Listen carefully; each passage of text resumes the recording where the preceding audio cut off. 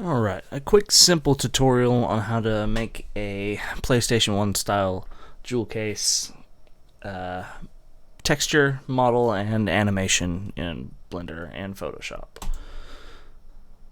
I'm going to quickly create a new file. I'll leave it at a square resolution 512 by 512 for now. That works for me. And first thing I'm going to do is get some guides going so I can make these perfectly square.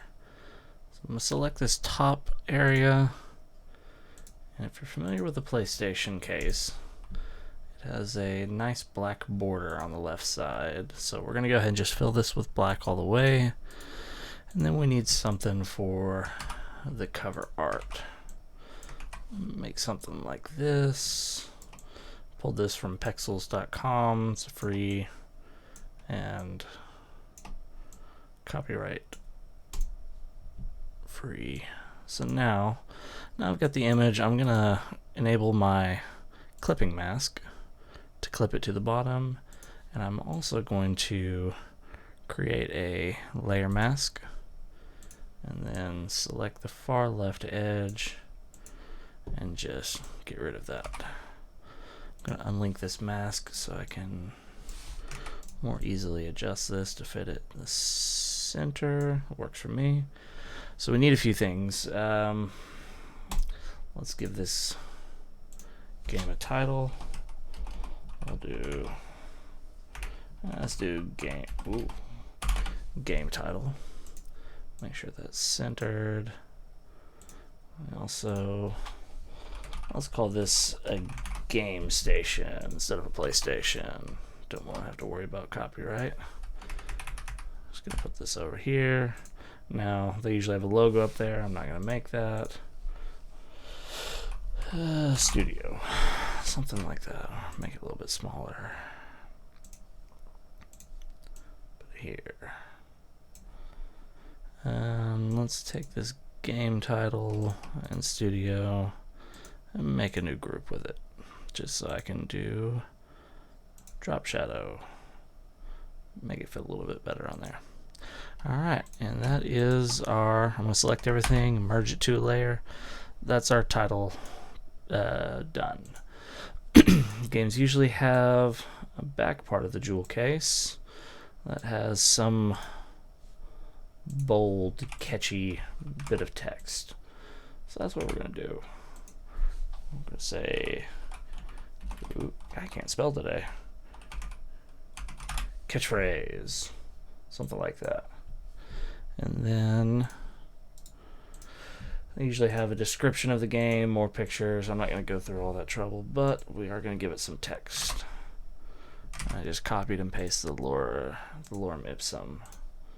So now we'll put this on the back, make it fit a little bit more, just so it looks like all the critics are talking about your game. How good is your game? Well, they said a lot. Doesn't really translate to anything. Oop. Well, it should be good enough for a mock-up, especially once we do the final step. Alright, so that's everyone talking about your game. Cool. We're going to merge that down as well.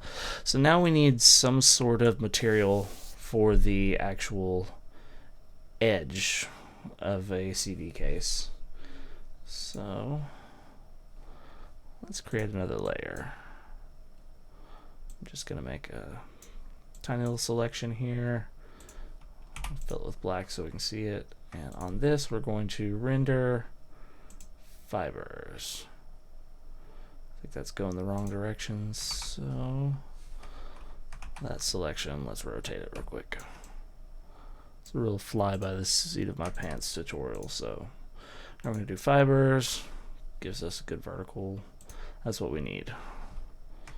Alright, and that's pretty much the cover done. I'm going to merge all the layers, and then the most important step, especially if you want that PlayStation, is let's make it smaller. We're going to set it to nearest neighbor. Let's see what this looks like. It should be good enough for me. So I'm going to save this as a file, export. You can see I already made one.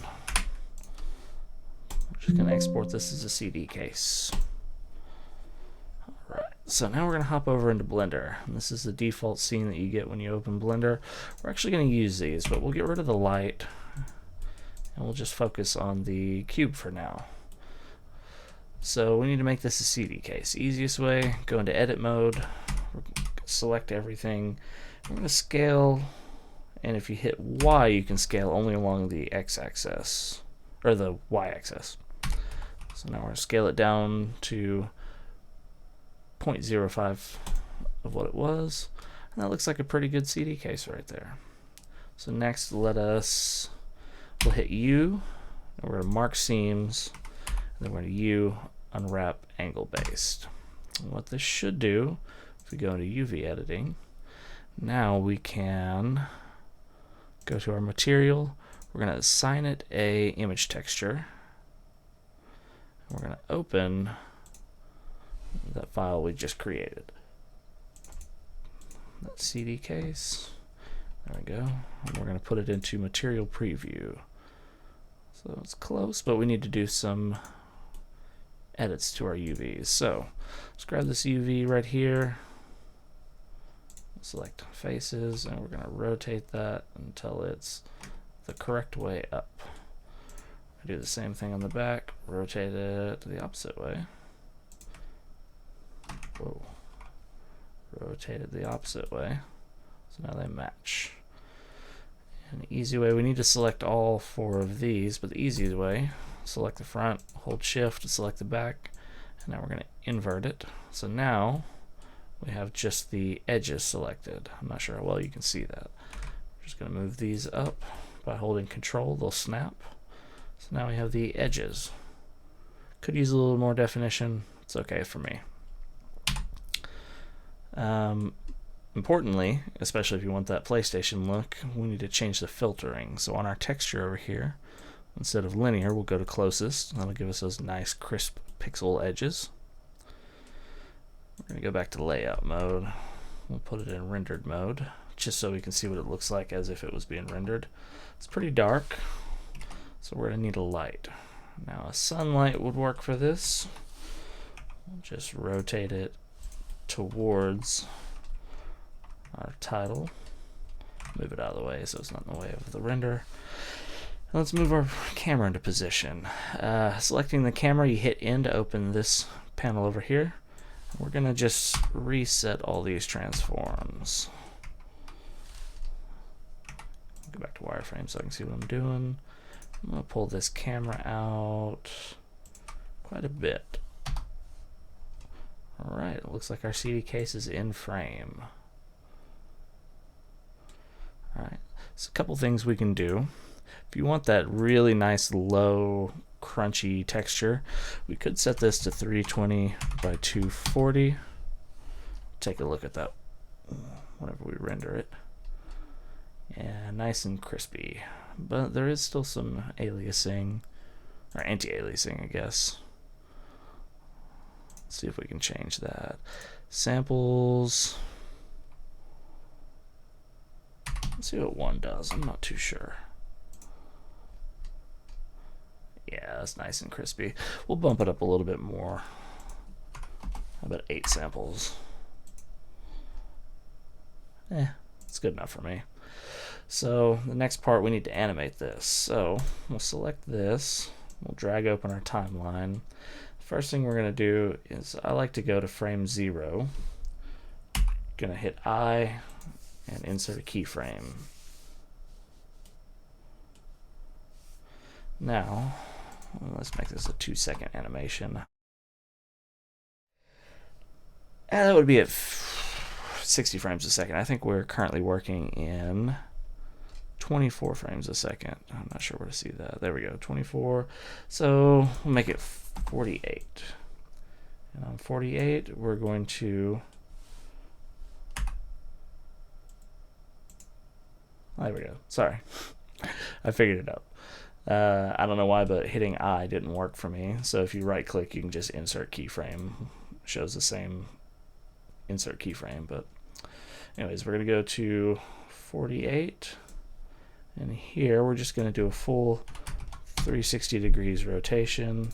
Right click, insert keyframe again. And now we can play our animation. It's not that smooth. It has a different interpolation. So we're going to select all these. We're going to go to interpolation mode and linear. And what linear does is it means that it will rotate smoothly. I might have to move that keyframe over.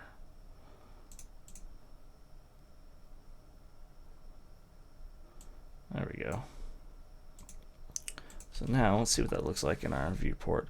First off, let's change the background of the world to a black. Let's hide all these. We'll go ahead and hide that panel as well, and we'll take a look at it.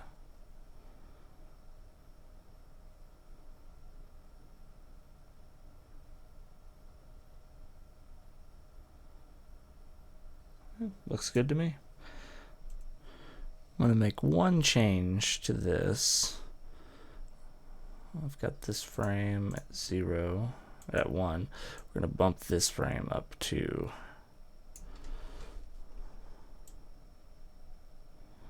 if I can move it over. Move this frame to 49. That'll give us a more smooth rotation without any issues. The reasoning for this is on frame 1, it starts exactly on this, and frame 49, which actually isn't in our render, matches it perfectly. So instead of rendering this frame twice and hitching, it ends just before that. So that should make our rotation smooth. So from here, you can either render it as a PNG sequence, where you can construct it as an animation later, or you can render it as an FFmpeg video. For now, we're just going to do the PNG. So we're going to hit render and render animation. All right. If you open your temp folder or whatever folder you set it to, you can see I'm going to open this with IrfanView. I like IrfanView for viewing images. Oops. And we're going to just scroll through them. There you go. That is your animated frames. Now, reconstructing that into a video is outside the scope of this video, but I hope that shows you how you can easily model something, texture it, and render it. So I hope this helps.